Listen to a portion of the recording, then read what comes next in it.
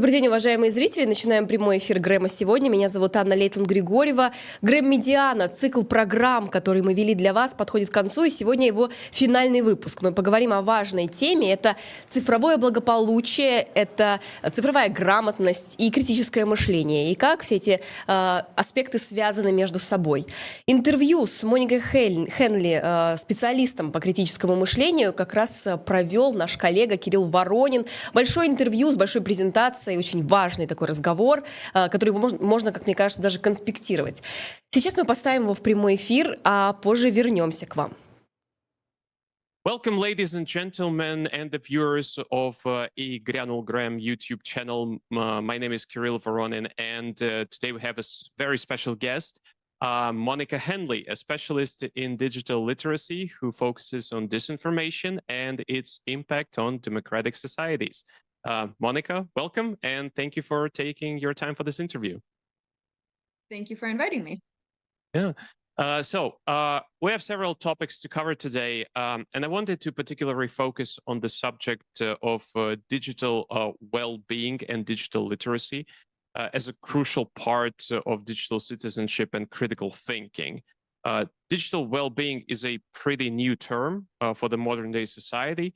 And so my first question will be about the definition of this term. So could you please explain to our viewers what is the definition of digital well-being and what are the key goals of digital well-being? So I think digital well-being kind of succinctly defines itself too. It's feeling well while being in the digital environment. So that's physical well-being as well as mental health and mental well-being. So a lot of focus is often on the mental aspect, less on the physical, but that part is very important as well with eyesight, muscle issues, carpal tunnel, all of that. It's basically how to stay healthy and well while living in a digital era, if you will. So we have a lot of tips, some of which will seem very obvious, but just because they're obvious doesn't mean they are easy to do. And I think a lot of us, we talk about things that are good to do, that are good practices for digital well-being, but that are hard to follow. And so it takes some effort and awareness to be able to really start to feel better about being online, because it's very easy to get carried away and spend too much time online. But what is too much time, right? How many people know how much time they spend online or on their phones each day? And all of that can have an impact, whether that's on your emotional well-being, physical, mental, and so forth. So let's see, I have some slides I can share. Can I share my screen? Is that okay? Definitely, yes. So some ideas, being present in the moment, right? We talk about being present, meeting people in person instead of just online, turning off your notifications. That could either mean turning off the sound, but not the sort of visuals. It could mean both of those things, where you personally will check your email. You don't let your email kind of let you know when it's there. Same with text messages or any sort of news alerts. I've been around people, I don't know if you have as well, where their phone is constantly beeping, buzzing, flashing. I mean, it's always something is happening with their phone. They're checking it. And there's most phones these days. I have an Android phone that has this built into it. I think it's just called digital well-being. I think iPhones maybe have something similar, where it'll tell you how many times you've unlocked your phone each day, how much time you have spent total on your phone or in each app.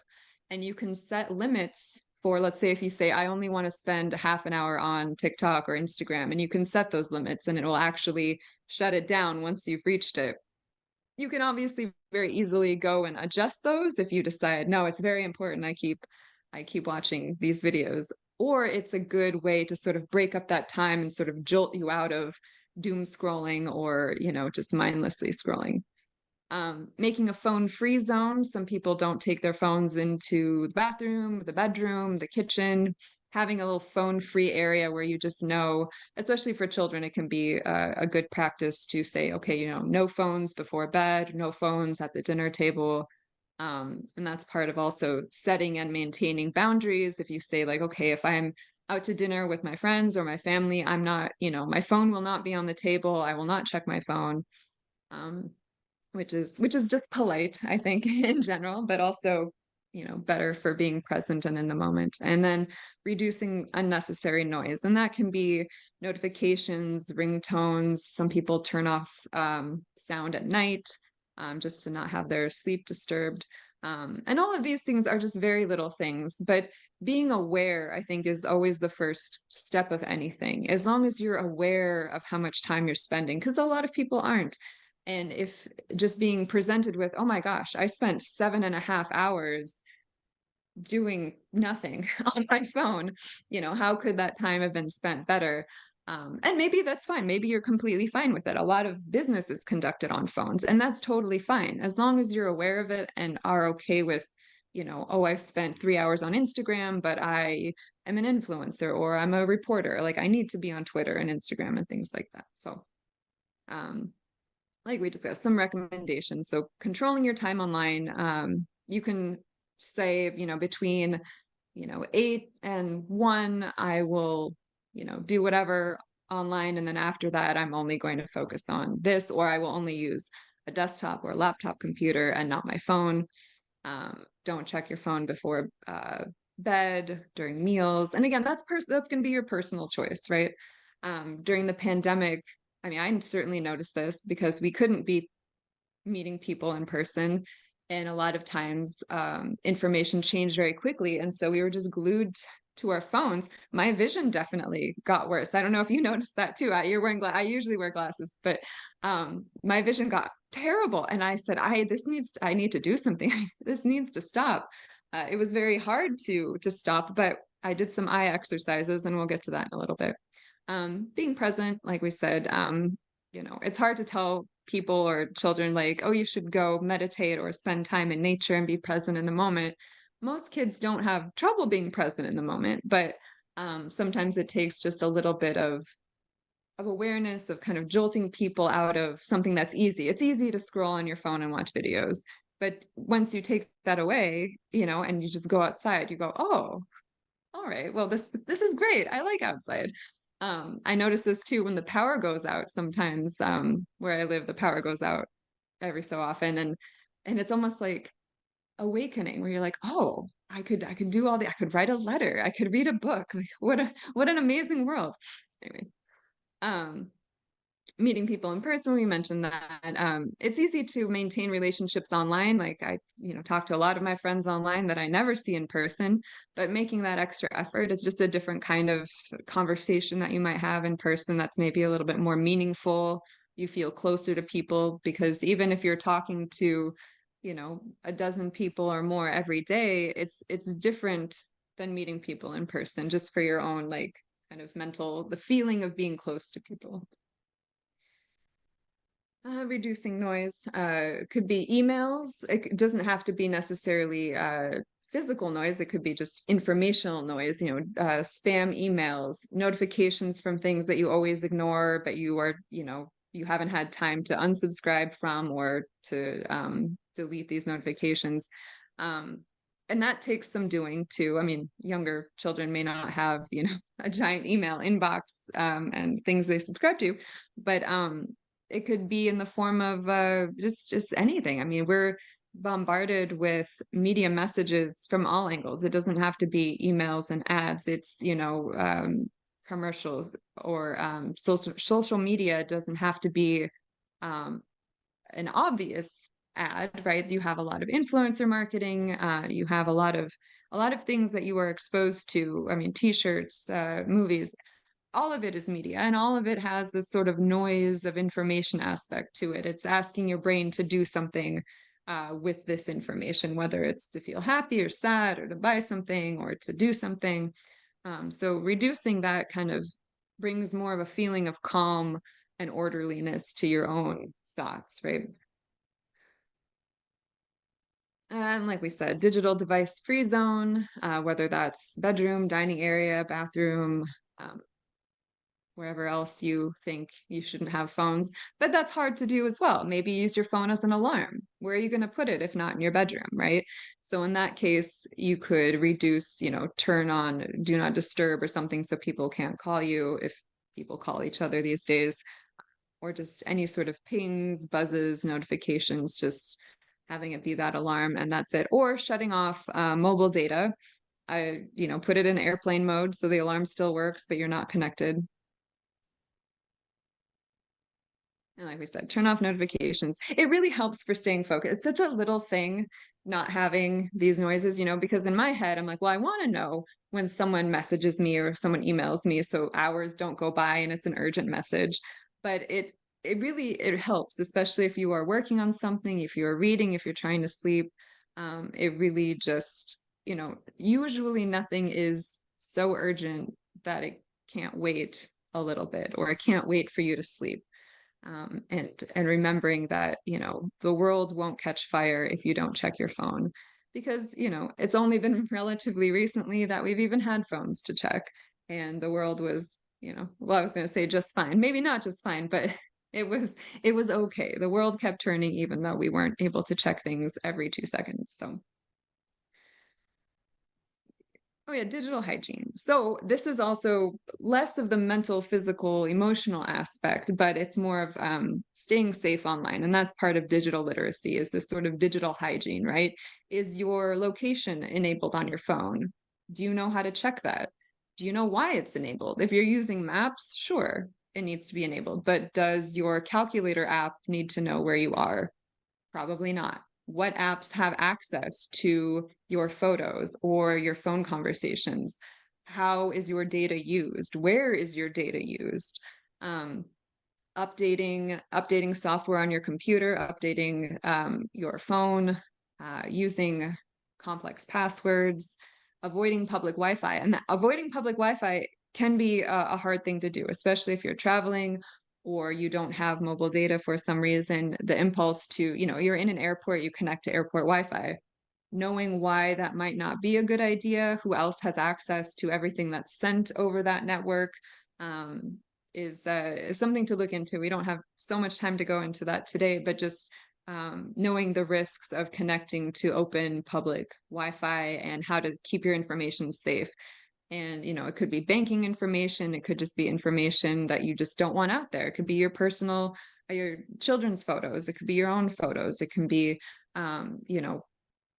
a lot of information that people give away freely. They don't realize that they're doing it, and they don't realize how interconnected things can be.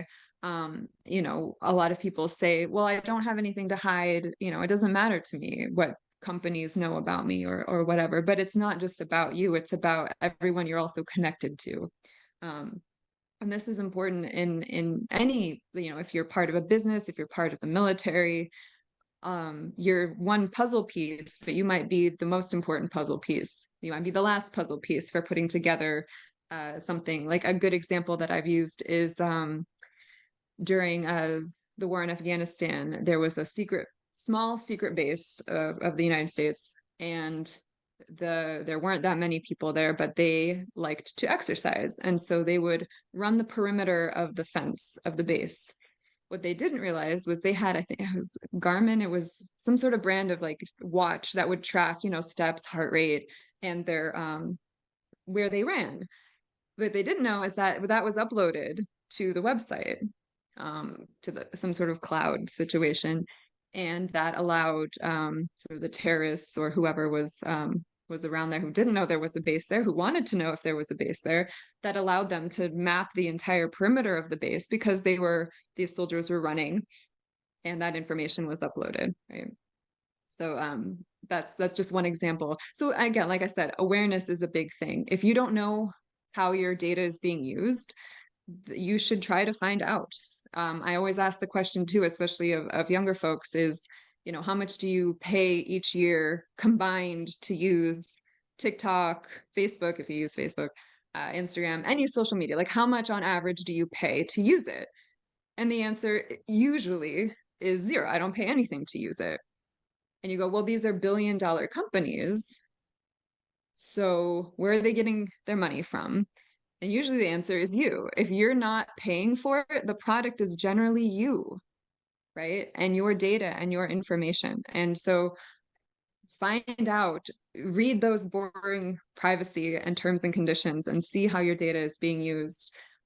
Or just look up, a short list of how your data can be used, because it's very enlightening. And like I said, maybe you won't change your habits, but at least you will know, you will be aware of it. It's just like smoking. If you're smoking and you have no idea something bad could happen, that's one thing. But if you're smoking and you know it could do something bad to you, that's another thing. That's a an informed decision that you're making, right? All right, so some kind of more physical digital well-being tips, like I mentioned eye strain before. There's a 20-20-20 rule that was developed a while ago where it was every 20 minutes, look away from the screen for 20 seconds at something far away, 20 feet, 6 meters away, or farther away. And that just allows your eyes to kind of refocus, readjust, remember what it's like to look at something far away. And that might seem like a very simple thing to do, but it really does help. I made a point, I think I set alarms on my phone to do this every 20 minutes because I tend to spend most of my day in a screen. And it really did help. Like when I went to drive later on, I didn't have like a couple minutes where I'm like, oh, maybe I shouldn't be driving. This isn't good. So it can help. And it's a very little thing, 20 seconds every 20 minutes. Like I said, it is hard to remember. There's probably apps for it. You could set little alarms for it, but just give it a shot. Just try it for a day or two and see if that actually helps with your eyes. Because also it can cause pain too. I mean, sometimes my eyes literally hurt after staring at a screen for so long. So a couple other eye exercises, basically looking anywhere but straight forward, right? So you can close your eyes, scrunch your eyes, you can look up, you can look to the sides, look up and down and over to the side, do little like diagonal eye exercises. And already just doing that, I felt like it felt better because when you're on a screen, even if you're reading, your eyes move very minimally and your eyes are developed to move and they want to move. And you don't want to lose that kind of muscle ability to be able to move your eyes as they should be moved. So some digital tools for digital well-being. There's a digital data detox, I think it's called, originally by Mozilla. I don't know if Mozilla does anything with it anymore, but it's its own entity. And it's a digital detox, which is really interesting, whether or not you want to do everything they recommend or just get some tips for digital detox. It's not just, turning off notifications and things. They talk about your online identity, what accounts you have, where are your passwords, privacy tips, decluttering your phone. I mean, what information is stored, what is, clearing your caches, your social media profile, what's known about you publicly, basically how to reduce your online presence or online identity so you're not giving away information that you don't want to be. So it's both a kind of a privacy thing as well as a mental well-being kind of thing as well. And they have a lot. This is just one example of the things that they do in that digital detox. And it's fun. You can order actual physical little cards that give you, it's a week-long thing that every day you do like a couple little things. And by the end of the week, you're supposed to be in a better place of well-being. And it's interesting too. Like I said, it's little tips that you might not have thought about. That's worth looking into. And then another is, it sounds funny, Google Wellbeing. They also want people to stay well and safe online, mostly, so you keep using it and don't realize, oh no, this is terrible for me. I'm never going to use the internet again.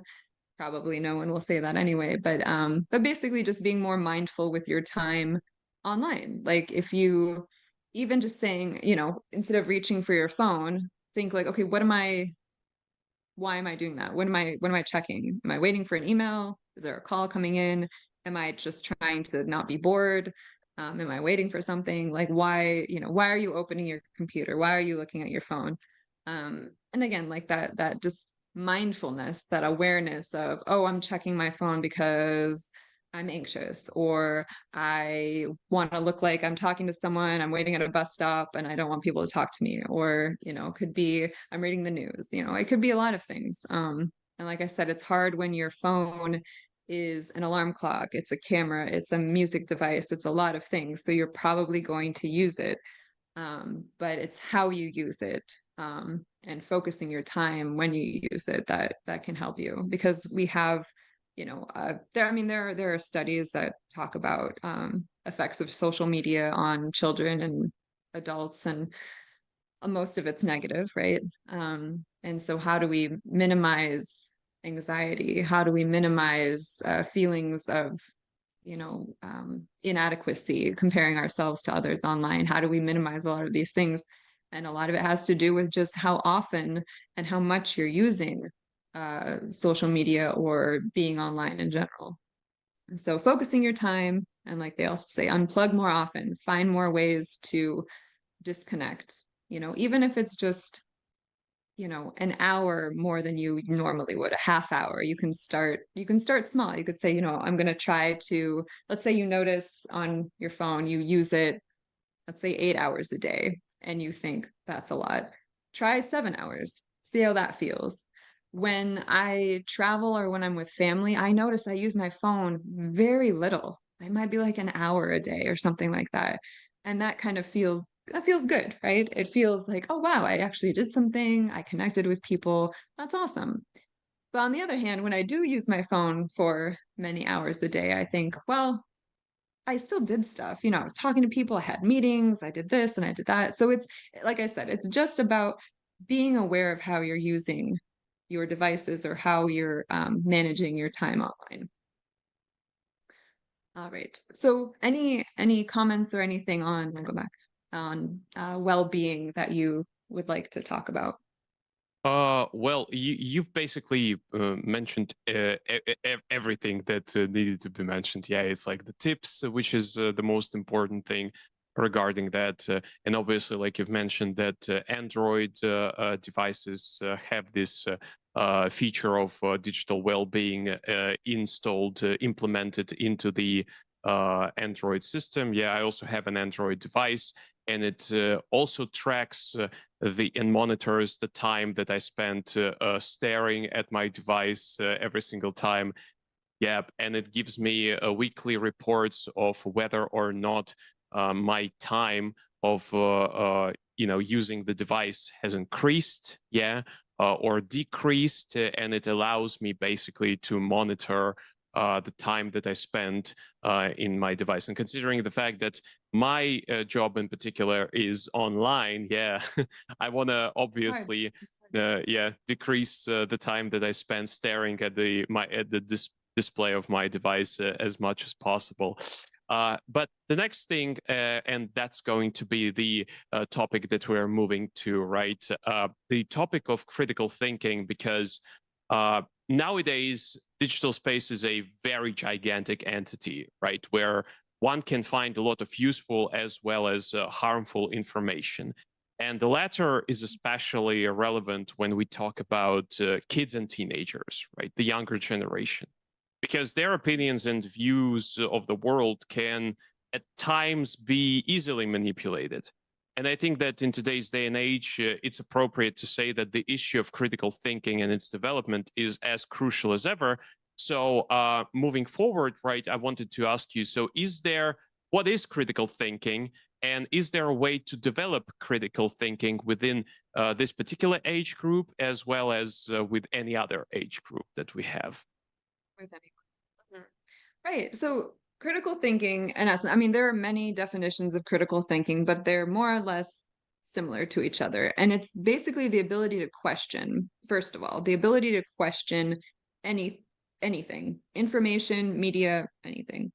And this definition here from the 60s: to acknowledge and test previously held assumptions, that's also one thing, recognize ambiguity, examine, interpret, evaluate, reason, and reflect, to make informed judgments and decisions, and to clarify, articulate, and justify positions, right? So that's just, fancy words for making informed decisions, right? If you have whatever belief that you have about anything ever, whether it's, when's the best time to plant onions, or what kind of makeup people should have, or how your eyebrows should look, anything about anything that you have an opinion about, it's being able to justify why you think that, to know why you think that and believe that, and the ability to question that, right? And so, especially now, it's very easy to not do that because of filter bubbles. If we know about filter bubbles, basically it's any, I don't know, social media, let's say YouTube, TikTok, etc. They want you to be using their service as long as possible, and they get you to do that algorithmically by showing you more of what you want to see or suggesting to you things you might also like. And that can quickly go, I don't want to say the word bad, but it can quickly go in a direction that maybe you weren't trying to go, right? And you might be being influenced by views that maybe you didn't have, but they start to make a lot of sense based on kind of what you already thought. Like if you were looking at, you know, something like Bigfoot or aliens or something, it's because it was fun to look at. Suggested videos might also be about, you know, it could be racially, you know, like racial things, or historical things that, you know, are controversial or things like that. That's not a great example, but basically critical thinking is the ability to question. What questions to ask, that is also a good question, and that's where media literacy comes in. Media literacy isn't the answer, it's the questions that you ask, right? Media literacy and critical thinking, the emphasis on the thinking part, is that you are making the decision. No one else is doing that for you. So there are some, I don't know, organizations or teachers, you know, well-meaning. There are a lot of good tools out there for a lot of things that'll tell you, you know, oh, these are trusted media sources, these are not trusted media sources. You know, it's very easy to paint, you know, you could paint an entire country, for example. There are many people who say, oh, don't trust Russian media, trust German media or whatever. And a lot of people will say, oh, okay, without questioning that, right? But that's not what critical thinking and media literacy is. That was someone telling you their opinion on what you should be looking at, right? And that's not you making an informed judgment or decision, right? That was just you going along with what someone else said. So it's the ability to question things, right? To critically interrogate things. And it doesn't have to, some people associate something critical with something bad. And critical thinking is just expanded thinking. It's to really look at why you believe or think something that you do, or that something someone else does. And I assume So that, it's of asking course, questions. yeah. And I assume also the this issue of the source of information that you're getting should also be evaluated, right, and assessed in the right way and reviewed. Yes. Right. And that's, we'll get there with the media literacy portion. So there's five key questions and core concepts that are kind of standard with media literacy. But so critical thinkers, if you want to consider yourself to be a critical thinker, it's asking questions, gathering relevant information, think through solutions and conclusions, consider alternative systems of thought, which is difficult, especially now, and especially in conflict times. If there's a war, or if there's a protest, or if there's something very emotional happening. We talked about a little bit of the digital well-being is not controlling emotions, but recognizing emotions, right? If you're reading the news and you feel like you want to punch something or cry, take a step back and evaluate why it is that a piece of news is making you feel such strong emotions, right? Ask those questions to yourself too, and kind of not challenge your beliefs, but ask yourself why it is that this news is making you feel this way. Or it doesn't have to be news at all. It can be any piece of information. And communicating effectively, right? We talk about how people don't communicate very well anymore. We communicate a lot, but it's not necessarily quality and effective communication. It's just a lot, and it's fast.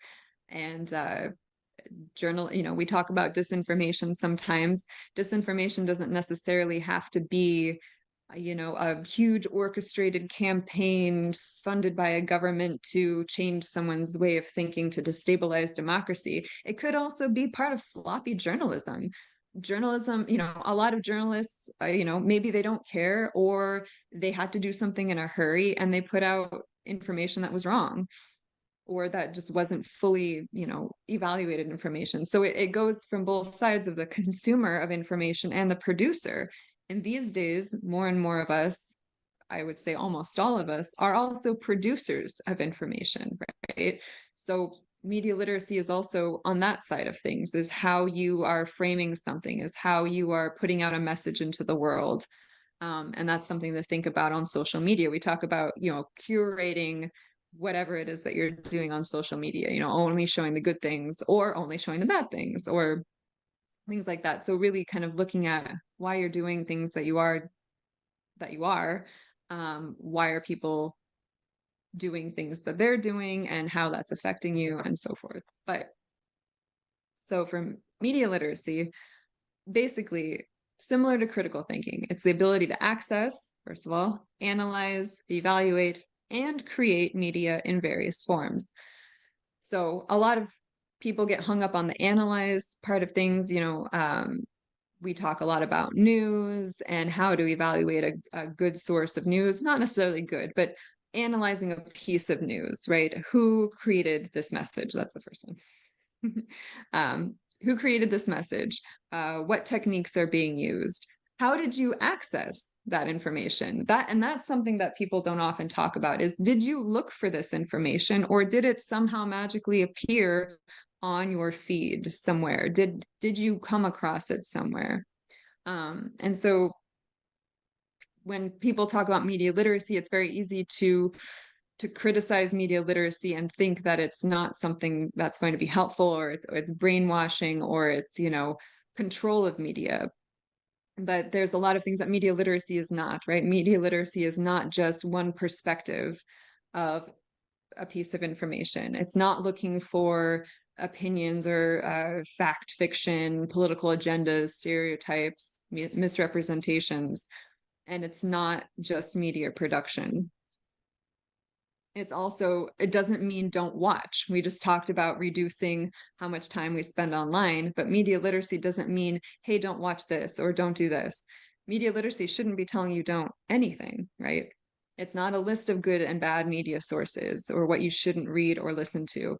The idea is, in a media literate society, if you will, that people will be able to look at any piece of information, whether that's the worst, incitement to violence or the best thing.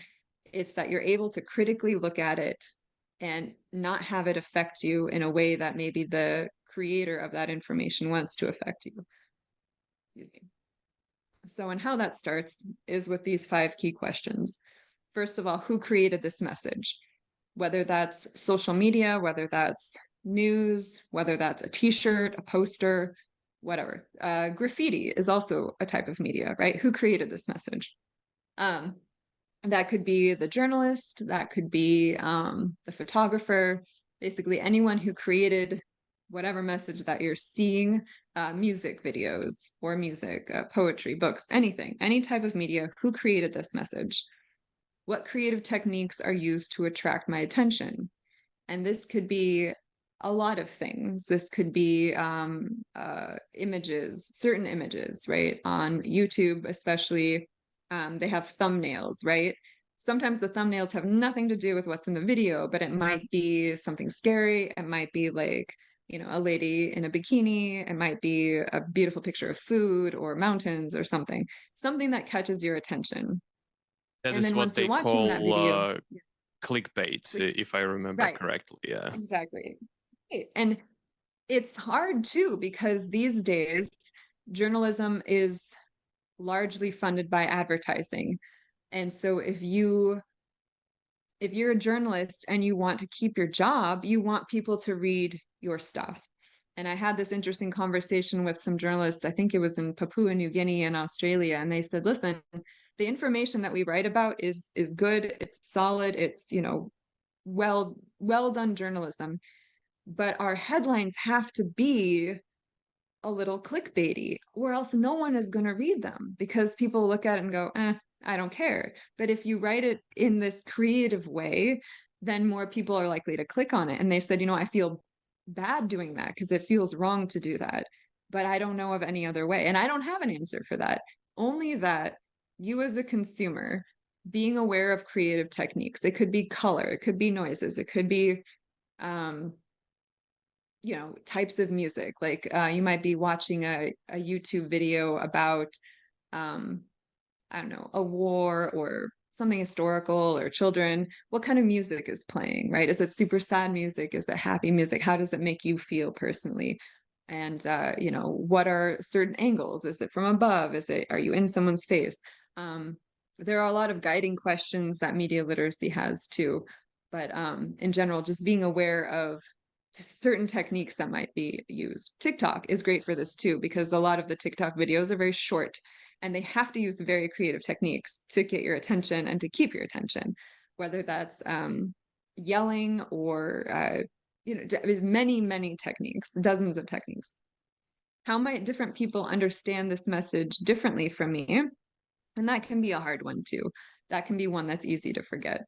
And just sitting back for a second and thinking, okay, I understand this message in one way, but how might someone who is not me understand this message, right? If you're thinking about maybe climate change or a protest about something or human rights, some sort of human rights or something controversial or not controversial, how might different people understand this message differently, whether that's people who are from a different country or a different race or a different gender and so forth? What lifestyles, values, points of view are represented in or omitted from this message? And that can be a big one too, especially with advertising. How often do you see overweight men represented in advertising? You see a lot more with women these days. There's a big body positivity movement and things like that. And so you see more of that represented, especially in the United States and the UK and Germany and things. But I've never at least seen overweight men represented almost anywhere, unless it's a weight loss commercial, right? So simple things like that too, whether it's, you know, a multiracial family or if it's, you know, young parents, old parents, anything, pets, how are pets represented? How is religion represented? And it's huge, especially on social media when a lot of people are super hyper focused on one topic. If their topic is, you know, cooking or gardening or fashion or makeup or whatever. Because those points of view are going to be present. Lifestyles are going to be present there. And then lastly, why is this message being sent?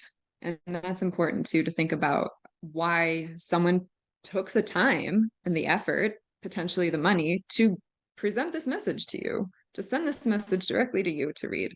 Was it money? Was it power? Was it influence? Why is this message being sent? And for younger children, there's a set of these questions specifically aimed at very young children, but essentially it's just simpler language of who, you know, why do I see this? What am I seeing? Who made this? You know, and it could be a painting, it could be a finger painting, it could be anything. And just kind of taking a moment to think about this. Now, I will say, I already mentioned how many media messages or media images we see every day, possibly thousands. Can we do this with every single piece of information? No, but doing it even just once with a news or with a TikTok video or anything, it'll kind of go into your brain. It'll bring that awareness. So whenever you encounter something that let's say you really agree with, it's just a normal piece of information that you've seen a million times before, and you go, yeah, I agree with that. Even just doing this process with that, you will start thinking like, okay, wait a minute, who created this message? Why is this message being sent? Why am I seeing this information? And that's very important. And so we have the 5 core concepts that lead into that. The idea being that all media messages are constructed by someone or something. We have AI now. And that's been interesting to see, at least right now in this moment. It could change next week. You can tell kind of at this point what articles are made by AI because they tend to be kind of boring and really long. So I remember it was like a top 10 things to see in Norway or something. And you could tell it just wasn't written by a person. And so there's a lot more noise, if you will. Noise has a negative connotation, but a lot more information has flooded the environment with AI being so freely available to use. Is that a good thing or a bad thing? It depends on how you look at it. But in short, all media messages are constructed, whether by a machine or by a human, just like buildings are, right? And the key is to figure out who constructed this message and out of what materials, what information did they use, who did they talk to, what, if you are looking at, let's say, information about a protest, right? Who are they interviewing? Are they interviewing just people on one side of the protest? Are they interviewing who else are they interviewing? Are they leaving out any key points of view that would help influence your decision? And it's very, like we mentioned, filter bubbles. It's very easy to fall into a trap of reading or consuming information that only you agree with completely, right? And it's hard to break out of that. So reading a bit more broadly, maybe. I like to check sources of information that I know I probably won't agree with, but I want to know how they are framing a certain event or a certain opinion, let's say, on climate change or just any sort of topical piece of information. It could be gun violence. It could be about health, right? And when people are teaching media literacy, a lot of times they want to focus just on news or politics and things like that. And you definitely don't have to, right? You could look at a box of cereal, right? Something you might eat every day. At least in America, you might eat every day. And look at that. There's a lot of media on a box of cereal. Is it all natural? What does that mean? Who created the message, right? What creative techniques are being used? A lot of cereal is brightly colored, or the boxes are, neon colors, or red and blue and pink, and they're designed to catch your attention, right? And the reason they want to catch your attention is because they want you to buy it, right? That would be why this message is being sent. So learning to sort of critically look at everything around you. I mean, there's media. I mean, this water bottle has, media on it. The bottle itself is like interestingly constructed to look like mountains because it's mountain water, right? So even just doing this for a day, like I said, just looking at every piece of media around you, whether that could be a family photo. What are you trying to say with this family photo? Was it a Christmas card? Are you trying to look happy? That kind of thing. How is it built? The second one being they're constructed using creative language with its own rules. So this is mostly text-based things, but it doesn't have to be. It can be camera angles, scary music, big headlines, grammar and syntax. We talked about clickbait, how clickbait is organized. And sometimes I have folks design the perfect clickbait headline for themselves, right? To sort of bring awareness to like, what is something that you would go out of your way to click on, right? Is it about cats? Is it about, baby ducks? Is it whatever you're into? What kind of headline would definitely get your attention? And understanding that how media language is used helps us to be less susceptible to manipulation, right? We look at, I don't know if this is everywhere, but in the United States, there's it's called multi-level marketing. You might be aware of it from like selling makeup, selling Tupperware, selling leggings, whatever. The language that is used, a lot of their recruitment happens on social media. And you look at the language that is being used, right? They're trying to get very personal. They use the same sort of language across the board because that's what the sellers are trained to do. They're trained to be vulnerable. They're trained to talk about like, listen, I understand. I've been where you are. I wanted to support my family, blah, blah, blah. So understanding the techniques used to get some sort of emotion out of you, whether that's sympathy or happiness or anger. That's important to know because no one wants to be manipulated. The people who need media literacy the most are not going to actively look for it because they don't think they're being manipulated. Everyone is being manipulated. I've done work with media literacy for years. I am manipulated every day, and you have to, it's a constant process, right? Because it's not something that you do once, you check the box and you go, ta-da, I'm media literate, because media also changes, right? If you were well aware of how newspapers and radio constructed their messages, that's great. But now we have new media, and maybe soon we will have even more new media to deal with. And learning how they use language in their media is very important. The use of hashtags, the use of certain phrases. I'm sure you've probably seen things on social media that use hashtags that have nothing to do with the post itself. They're just trying to get your attention, right? And we already mentioned that different people experience the same media message differently. For example, because I'm in my mid-30s, a lot of my ads, because they know how old I am, because my data is everywhere in the world, I get a lot of like baby stuff, either fertility or baby carriers, babies. There's baby stuff everywhere. It used to be wedding stuff, now it's baby stuff. So but let's say I'd had maybe miscarriages or something bad happened. This happy baby image might not make me feel like I should buy this product. It might make me feel bad about myself, right? And so every person, I would say every person interprets something differently, right? There's a lot of these controversial advertising campaigns, right? A recent one with the Budweiser and the trans spokesperson that was interpreted very differently by all sorts of people, with positive and negative things. Other ad campaigns, Barbie is a great example. Barbie stuff is everywhere. How are people interpreting that kind of messaging versus Oppenheimer?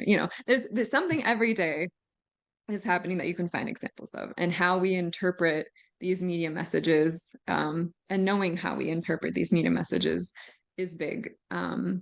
And like we said, cultural upbringing is going to have a part in that. Someone who grew up in a conservative household, or I don't know, a German household, but they live in Mexico. Like how are these things being interpreted by them? Everyone has a unique set of life experiences and things that they've done in their life that affects their way of thinking and how they interpret things. And then media have embedded values and points of view, right? Because they're constructed, they have a subtext of who and what is important. Like we've talked about representation in the media, and this is fun to do, and easy to do for, let's say, kindergartners too. Who are you seeing on TV? Who are they? Old people? Are they young people? Are they white people, black people, Asian people, fat people, skinny people? Are there cats? Are there dogs? Who are you seeing, and sort of how are they being presented, right?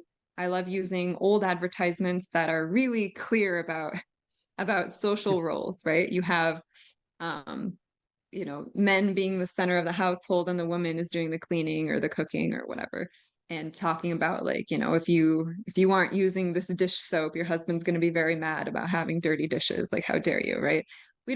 Hopefully we don't see these kinds of advertisements that often these days. It's just a little bit more subtle now, but there are still absolutely embedded values, right?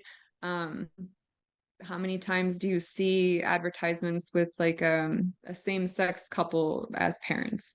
Maybe sometimes, but only now. Mixed race couples, I think that very relatively recently, like in my lifetime, sometimes you saw that. Or gosh, what else? Or yeah, representation of people who are overweight, or who are larger than your average. I shouldn't say average, larger than what you would normally see represented in the media, right? How are they represented? Are they kind of the comedic relief sidekick? Are they depicted as being like gross? Are they the star of the show? Are they empowered? Are they, some sort of boss person? Like how are they represented? Age too. Back when I was a young person, someone who was 50 was represented as very old. You look at the show The Golden Girls, maybe if you've heard of the show The Golden Girls, they weren't that old. at all. In my head, they were like 70, 80, or they were like 50. Like they were not that old. And you look at someone who's 50 now, Jennifer Lopez is like 50. I mean, you know, she's always been amazing and she's a celebrity, so maybe that's a bad example. But looking at people who are 50 years old now are represented very differently than they were even a couple decades ago. So, and the last one here is that most media messages are organized to gain profit and or power. And that sounds like a controversial thing to say. However, when you think about why, let's say, newspapers, radio stations, why they were developed, it's to make money, right? It's not just to give people information, it's to make money. Newspapers, magazines, I mean, you look at older print media, advertisements were huge. They took up a lot of the space. There are instances even now of, we call them advertorials, where it's not necessarily clear that someone paid for this information to be there. Laws are changing in a lot of countries that say it must be clearly labeled that like this is a paid advertisement or paid content. And that's changing on social media as well, because for a long time, someone could, you know, be talking about how much they love this mascara or whatever without the audience realizing, okay, they may not love it. They're being paid to say that they love it, right? But they didn't have to tell you that they were being paid. And so that's something to be aware of with social media. And a lot of people are getting a lot better at talking about paid content and sponsored content and things like that.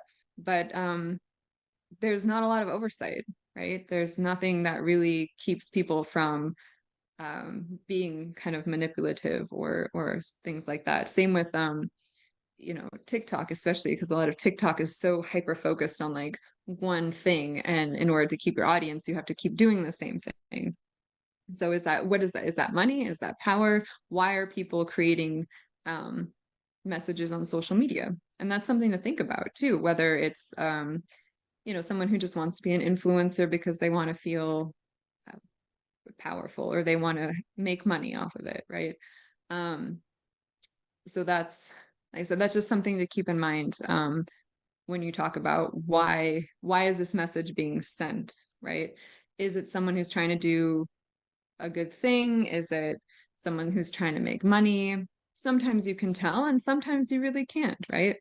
There are some people who are very obvious about liking and subscribing and, you know, buy my newsletter, buy this product, it'll change your life. That's kind of more obvious. And these days, it's very easy to use filters to manipulate your audience. We didn't really talk about that. The use of editing. And with AI, I think it's also going to get, well, I was going to say worse, but better if you're the person who's creating this content, because it might be harder and harder to distinguish between, okay, what's really happening and what's not. There are a lot of people out there now who are kind of uncovering this kind of thing, showing, you know, the unfiltered version and the filtered version, and telling people that, hey, if you think you should look like this, don't, because it's not real. However, and there's a lot of conversation, I mean, it's a whole philosophical debate on, doesn't matter if something is true or not, or something is real or not. The fact is that your brain thinks it should be. So if you look at, you know, bodybuilding content or, you know, just any sort of anything to do with body image, it might not matter to your brain that it's fake. All that it matters is, okay, this person is successful, happy, wealthy, whatever, and they look like this, and I don't look like this, and I should try to look like this, even if it's not physically possible to look like this. And that's where a lot of the conversation has been about eating disorders or about body image. You know, suicides have taken place due to, you know, online bullying of bodies, basically, or the ways that someone looks.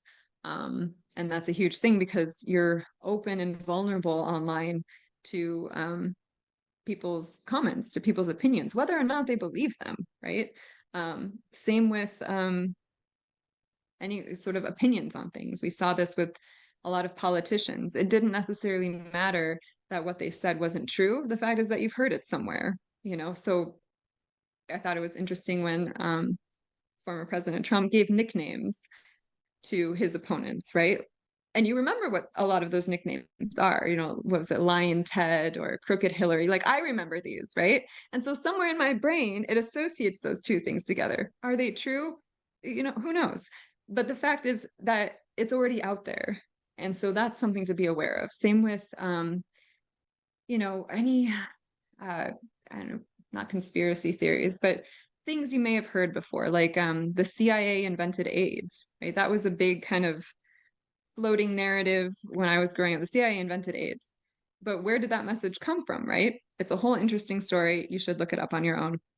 But the fact is that I remember that. A lot of people remember that. It didn't matter if it was true or not because it was already out there.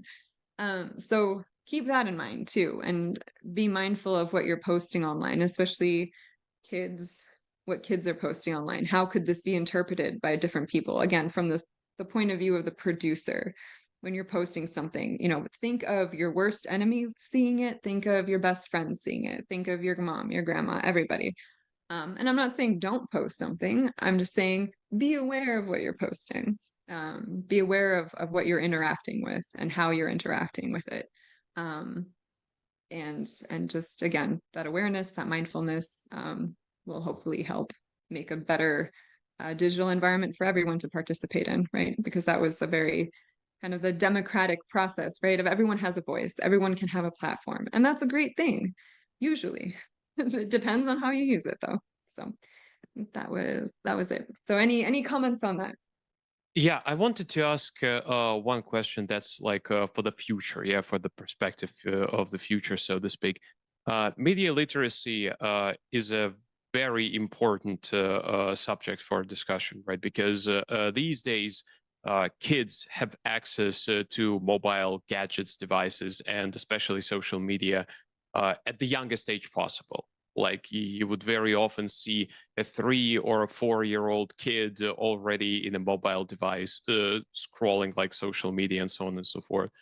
And considering the fact that all of this information consumption basically determines the values, it forms the values of kids, right? Do you think that there is a possibility or a need in that context, yeah, of introducing media literacy as a subject at schools?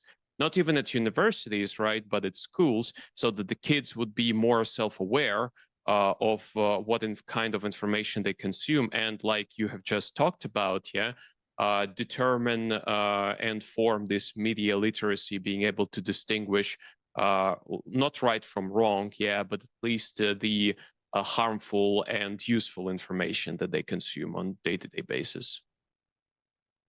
For sure. Yes, absolutely. I mean, I'm of the opinion that media literacy could essentially start from birth, really. Finland and a few other countries start in, kindergarten, preschool. It's all of it is under that umbrella of critical thinking, right? And you want your children to be able to think critically, whether that's, touching a hot stove. Okay, the stove is red. Red means danger. This means, it will be harmful if I touch a stove. Same with, any information they come across. Kids are really easy to trick into stuff, right? And parents sometimes play into that, telling someone, there's the monster in the closet's going to get you if you don't go to bed, or whatever tactics you use to make your children do what you want them to do. But the fact is that children, from the time they're born, they encounter media and media messages, whether that's, on a toys or anything like that. So, and how to do that, I don't teach babies, but we've taught, 5, 6-year-olds, and it's just awareness. It's just looking at it and saying like, oh, you love this show. What do you like about it? What do you see? Who made this show? What, what makes you keep watching it? Like, is it funny? Is it, is it scary? Does it make you feel good? Like, how does it make you feel? And we notice this with Russian content, if we're talking about Russian media. The reason a lot of people watch it in other countries other than, let's say, the Baltic states or other places, it's necessarily that they agree with what's happening in there, the content. It's just nice to look at. The production value, the colors, the sounds, it's all really well done. And other countries look at that and go, well, we don't have the money for that. Like, we can't make our news be this beautiful and flashy and attention getting. But that's a creative technique that they're using to keep people watching, right? And same with cartoons or commercials for children. Like, it was only in the 1980s that there was a ban on advertising to children. And in the 1980s, that ban was lifted in the United States. And that's when you got like this sort of golden age of commercials for candy and cereal and soda beverages and all kinds of, stuff. And what techniques were used there. And I think it could be a moment of sitting down with a child and asking them, like, basically just taking a second to say, well, what do you think about this? How does it make you feel? Why do you think you're seeing this, right? Because a lot of children might see messages they didn't mean to see and things that you maybe didn't want them to see way earlier than you wanted them to see them. And this could be also with pornographic content, right? A lot of children accidentally stumble across something, they don't maybe understand what it is. But if they have these critical thinking skills, they could be like, okay, hold on. Why am I seeing this? Who created this? What's happening? Even if they don't know what's happening, they can answer these other questions. How does it make me feel? And so it stops it from being as impactful. There's like a little barrier. So it doesn't like sink into you. It sort of stops. So you're aware of it, but you're like, okay, well, it's not in me yet. I haven't absorbed this information, but I'm analyzing it. I'm thinking about it. And that doesn't mean that your children are going to grow up questioning everything and disagreeing with everything you ever said. Media literacy in the military is now coming out, but you'd be surprised how many military leaders are like, well, do we want people to be critical thinkers? Yes, you want people to be critical thinkers. You want people to solve problems. You don't want a bunch of people standing around being like, oh, I don't know what to do. You want them to think critically. Okay, something's on fire. How do we stop it from being on fire? All of these critical thinking aspects, problem solving. It's risk management is what it is. It's managing risk. It's not a panacea. It's not going to solve the world's problems, right? But it's managing that risk, right? It's managing, it's keeping your children potentially from, if you're worried about kidnapping or if you're worried about them, I don't know, eating Tide Pods or whatever like trends are happening. Cinnamon, remember the cinnamon challenge? Don't do that. But it's learning to question things before they sound like a good idea. I mean, how many dumb stuff did we do as kids because we didn't stop to think about maybe it wasn't a great idea to do it because we didn't necessarily maybe have these critical thinking skills. But I think it's also important to not make it something that people have to memorize. Like, I don't want anyone to memorize the 5 key questions. I want people to internalize them, right? It's just that extra step of awareness, right? And if everyone in the world took an extra second to just stop whenever they read something that is either challenging their beliefs, confirming their beliefs, whatever, then that would I think it would just make everyone a lot calmer, and it would make information sharing a lot more, a lot less controversial, maybe it would make everyone a lot calmer, I think, because we're in a very emotional time, I think, in most countries, right? There's something going on everywhere that is causing heavy emotions. And the fact that we're feeling emotions from media, right, is very indicative of there's a problem with media literacy, right? If you're feeling emotional about news, something needs to happen, right? You need to be able to look at things objectively and go, okay, understood. Look at other things, kind of piece it all together. And like I said, it's being able to make these decisions for yourself, because your children eventually will go off, be adults, vote, work, make decisions for themselves. And so the earlier you can develop these critical thinking skills, the better, for sure. Okay. Well, thank you very much. Thank you very much, Monica, for such an in-depth look into the topic of media literacy, as well as the topic of digital well-being. And hopefully more eyes will be put onto these topics, because it's very important for the future generations and for the current generation as well. So yeah, let's hope that it will be more widespread in the nearest future. So thank you very much for this interview. It's it's been great. Thank you very much, ladies and gentlemen, for watching this video. Hopefully that you find it useful. And yeah, so we will see you Can I wait? in Hold the on. next video. Yes, yes, Let sure, me add sure. one more thing. I'm so sorry. If you would like more information, so the Center for Media Literacy is the one who developed these 5 key questions and core concepts. I should have said that earlier. It's there's a wealth of information out there. It's in many languages too. I mean, Arabic, Russian, like many languages, Turkish, many languages. If you are interested in kind of delving a little bit deeper into this topic, or if you need resources for your parents, for yourself, for children, they're all out there. Center for Media Literacy. And there's also an online course if you would rather to do, and you can do it on your phone as long as you take your eye breaks. So, so that I will say that. So other than that, thank you. Thank you. Thank you very much, Monica, for joining us today, and have a good day. Thank you very much.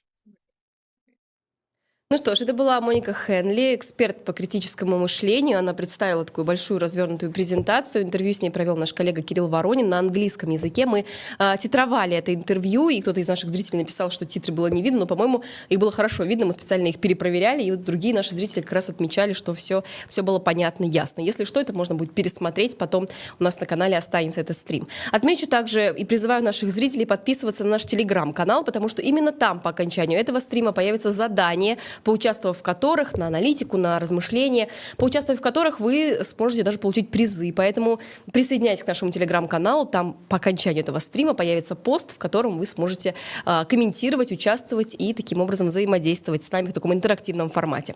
Продолжаем мы говорить о цифровой грамотности и цифровом благополучии, но уже немного с другой стороны поговорим с латвийским педагогом, с педагогом одной из небольших школ местных. Сандра Ракова дала интервью также Кириллу Воронину уже на русском языке. Давайте послушаем, что она нам рассказала.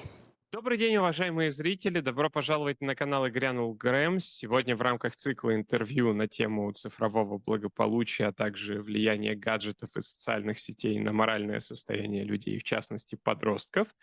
У нас в гостях Сандра Ракова, директор и по совместительству преподаватель Прижмальской основной школы. Сандра, здравствуйте. Здравствуйте. Одной из самых распространенных проблем в современном мире, если так это можно назвать, является повсеместное ежедневное использование гаджетов среди детей-подростков. Уже в 3-4 года можно увидеть, как ребенок с удовольствием погружается в этот цифровой мир с планшетом в руках, а в школе на переменах многих подростков вообще не оторвать от телефонов. С высоты вашего опыта работы с детьми, насколько, по вашему мнению, сейчас это актуальная проблема, и вообще влияют ли гаджеты каким-то негативным образом на нынешнюю молодежь? Да, это большая проблема, несмотря на то, что у нас школа маленькая, но проблемы те же самые, что и в больших школах, и вообще в обществе. Конечно, без гаджетов теперь никуда. Они плотно влились в нашу жизнь. Даже учебный процесс тоже построен на использовании компьютеров, телефонов, даже программы, задания, которые сейчас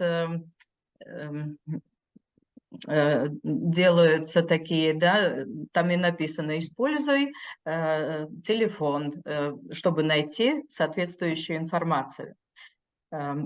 Идет, конечно, много разговоров о том, чтобы запретить в школах телефоны. Да, я согласна, может быть, и так, и нужно, но, во всяком случае, я не за то, что полностью запретить, но то, что ограничить, это точно. И вы как говорили, что на переменках, да, используются, очень дети сидят просто на полу, на диванчиках, на стульчиках, где у них есть такие места отдыха, они все в телефонах, все в рядочек, как птички, и с телефончиками. Сами дети понимают, что нужно ограничивать это. И вот у нас самоуправление учеников тоже организовали такой день. В прошлом учебном году было такое, один день был без телефонов. добровольно могли участвовать, не все школы обязательно, добровольно. И было интересно, ну, маленькие там согласны были, потому что они знали, что конфетки будут как приз, да. Но были такие, вот один мальчик меня очень так порадовал, он был с 8 класса, ему эта конфетка как бы и нет, но он очень всегда, я заметила, что он очень-очень в этом телефоне там все время, да, и он участвовал в этом мероприятии, и действительно, я видела, что он сам был рад, что он это сделал. Я думаю, что вот именно для него это было достижение. Один день прожить вот без глажения этого вот телефона, да. Да, ну вот такое. Но, конечно, мы видим, что и каждый, конечно, и врачи, это не обсуждается, что на здоровье влияет. Мы сами, у меня тоже и внуки есть, внучечки, я сама вижу, и очень тяжело отвлечь детей от этого, да. Это, конечно, очень. Нужно с этим что-то делать, и нужно воспитывать детей именно вот медиа-пратыба, значит, как это, медиа, ну, образовывать людей вот именно в этом, ну, медиа-пратыба, как же там было это слово? Ну, то есть, иными Да. словами, как-то пытаться образовывать детей и учить их обращаться с гаджетами, с социальными сетями. Я так понимаю, что про это идет речь, да? Да. Медиа-пратыба, это ну, чтобы они были, понимали бы, что, скажем, хорошо, что дает хорошего интернет, да, что дает плохого. Я с несколькими детьми говорила, я говорю, ну вот ты мог бы жить без телефона? Нет, конечно, ну это и глупый вопрос, естественно, да, может, нет, не мог бы. Ну а как ты относишься к той информации, которую ты получаешь? Надо разделять, они сами понимают, да, что не все правда, что там пишется, даже очень много, больше всего. Как научить взять ту информацию, которая нужна для развития, для своего развития, да, интеллектуального. Это нужно учить. И, конечно, уже много делается в этом. И есть проекты, которые мы пишем, и чтобы можно было вот это образование дать людям, да. И я думаю, не только детям это надо. Надо, может быть, начинать с взрослых, с родителей, да. И вот была возможность, но я думаю, что еще будут проекты, была возможность участвовать в проекте, где лекции, да, мы уже и получили книгу с лекциями, да, но до конца не сделала. Но я думаю, что еще будут проекты, я там обязательно буду участвовать. Именно для взрослых, да, это вот обучение. Потому что очень много информации, и нужно уметь делить, да. Не можем мы принимать все за чистую монету, да, то, что нам предоставляет это огромное море информации просто. Да, ну а детям уже есть в Латвии, например, есть такой центр дрожь интернет, ну как бы безопасный, может быть, так интернет, да, дрошакс интернет центр, где очень много разных лекций для разного возраста детей, да, и государство как бы поддерживают вот работу этого центра. Потом у нас есть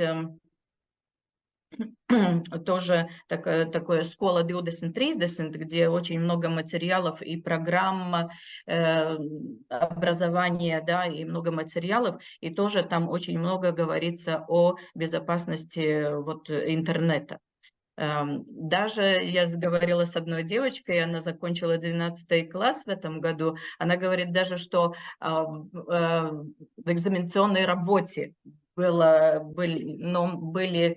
такие тексты про безопасность интернета, да. Значит, ну, по разным каналам вот все-таки, ну, наверное, люди поняли, что интернет хорошо, но есть предел всему, и нужно как бы учиться, что хорошо, что плохо.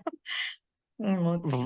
Вы упомянули как раз-таки про специальные центры, которые сейчас проводят лекции, скорее всего, курсы какие-то есть, обучение не только для взрослых, но и для детей.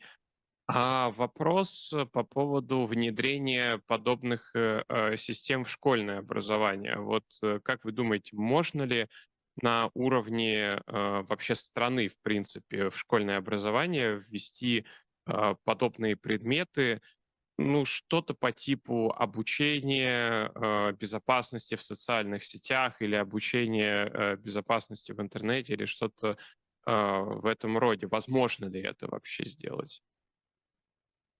Я думаю, не только возможно, но и нужно.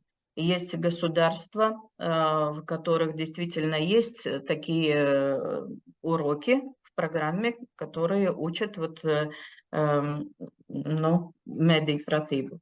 Как же было по-русски? Так, медиаобразование, наверное, так и он называется. Медийная образованность, скорее всего, или Да, да, что-то. да, да, да, да, Да. да, да. Вот именно вот это, да.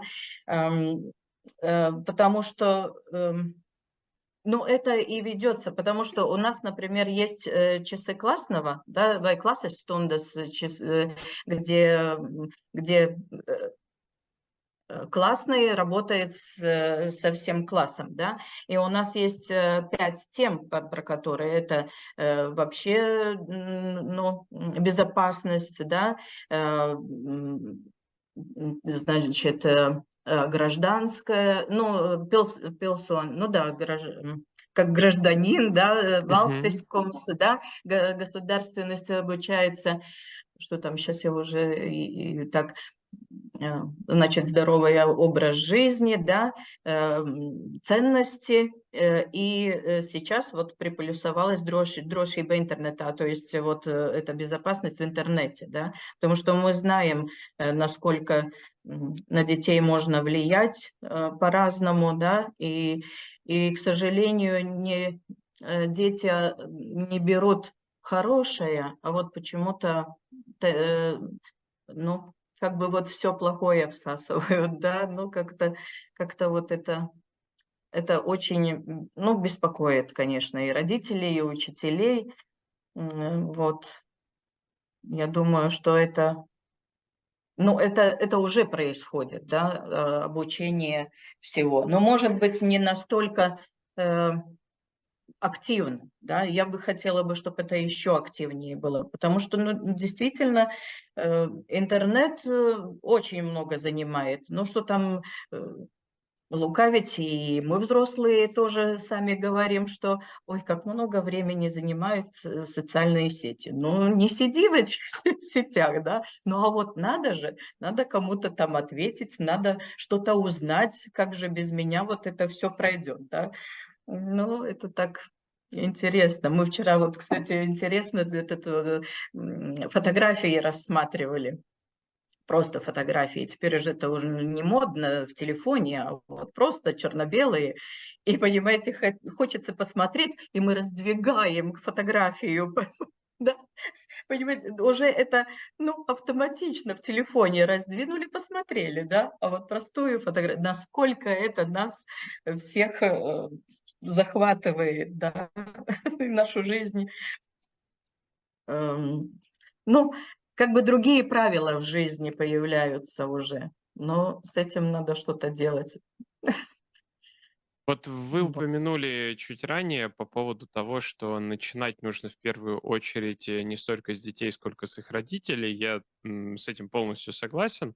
А, Поэтому, как вы думаете, вот вопрос хотелось бы задать, имеет ли смысл тогда в формате школьного образования вводить подобные занятия по поводу цифровой безопасности, да, безопасности в интернете, опять же, использования гаджетов, не только как не только как занятия для детей, классах, да, а как групповые занятия с их родителями. Потому что взрослые люди тоже очень сильно подвержены влиянию социальных сетей. Опять же, у нас есть такие сайты, как Facebook, Twitter, и сколько раз мы видели, как на страничку личную кого-то из людей заходят, скажем так, не очень доброжелательные люди, пишут огромное количество оскорблений, и это настолько сильно ранит человека, что в ближайшие несколько дней после этого человек просто будет ходить потерянный. Он будет про это думать, а как так, что я такого сделал и так далее. То есть по факту получается, что и для взрослых это тоже был бы очень хороший курс образования. Вот как вы думаете, можно ли было ввести в сферу образования в школах подобные вот групповые занятия, где дети совместно со своими родителями бы обучались? Это было бы очень хорошо. Это было бы действительно. Ведь э, тоже очень много информации о том, что гаджеты все это хорошо, но если, например, это все с родителями вместе, да, посмотрели бы. Если когда-то, ну, говорят, что, ну, поговорите с ребенком, уделите ему внимание, да, может быть, и там в интернете они находят что-то хорошее, доброе, вместе смотрят, вместе обсуждают. Это было бы очень, очень прекрасно. Почему я говорю, что нужно со взрослых тоже начинать и с родителей. Я сама на себе это испытала. Да? Я была на курсах «Эмотрайм Латгале», и там был такой очень хороший молодой человек, Йоренс Дабкевич, и он нам рассказывал про интернет, как определить, правда это или неправда, как фильтровать вот эту информацию, которую мы получаем. И мне самой, я для себя много что открыла. Я очень так сдержанно отношусь ко всей информации, ну, не верю, да, потому что я лучше, мне нужны факты. Просто одна тетя сказала там или еще что-то, это для меня не подходит. Вот, и вот он тогда нам рассказывал, показывал, как можно определить, там фотография сфабрикована, нет. Это было так интересно, и я думаю, что вот нашим родителям это тоже было бы интересно. Такие вот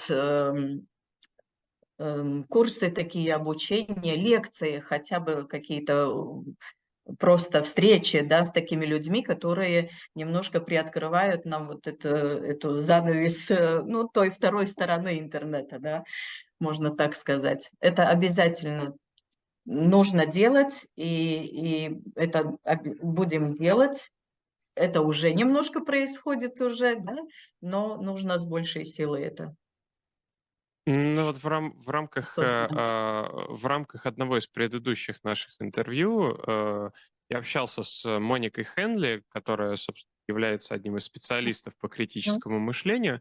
И как раз-таки мы очень много говорили на тему критического мышления, именно что вот это в первую очередь то, что нужно развивать у детей и подростков, потому что критическое мышление ведет к объективному перевариванию вот всей этой информации, которую ты получаешь в интернете, и сравнивая огромное количество позиций на одну и ту же тему и так далее, можно прийти вот к какому-то единому консенсусу в своей голове, да, по поводу того, а что может быть правда, а что может быть неправда. Да?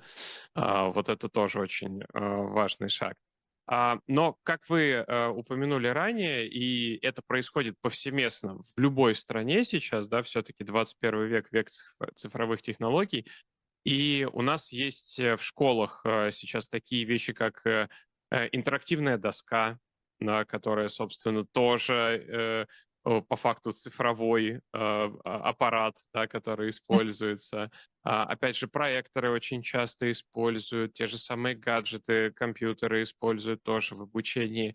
В то же самое время, тоже вы об этом упомянули чуть ранее, что было бы неплохо каким-то образом попытаться ограничить то время, которое дети проводят, ну, школьники в частности, проводят в своих гаджетах. А как найти этот баланс? Потому что с точки зрения школьника, допустим, я просто представляю себя на их месте, да, что вот вроде бы как нам пытаются ограничить время использования гаджетов в школе, но в то же время используют гаджеты для того, чтобы вести занятия, да, то есть такой когнитивный диссонанс небольшой образовывается в уме, да, то есть, иными словами, а как можно ограничить в рамках школьного образования использование гаджетов, при этом не спровоцировав агрессию в ребенке, чтобы ребенок не подумал, что у меня пытаются что-то отнять, и мне это очень сильно не нравится. Вот как вы думаете, как можно было бы это сделать? Есть ли какие-то варианты? Есть, конечно, варианты, но вот как вы и говорили, интерактивные доски, да, у нас две таких доски для маленькой школы, это много, и проекторы есть, и все. И понимаете, что новые эти программы, они же все, ну, как бы построены так, что именно нужно использовать компьютер, да, для там презентации там готовить, найти информацию, еще что-то, да.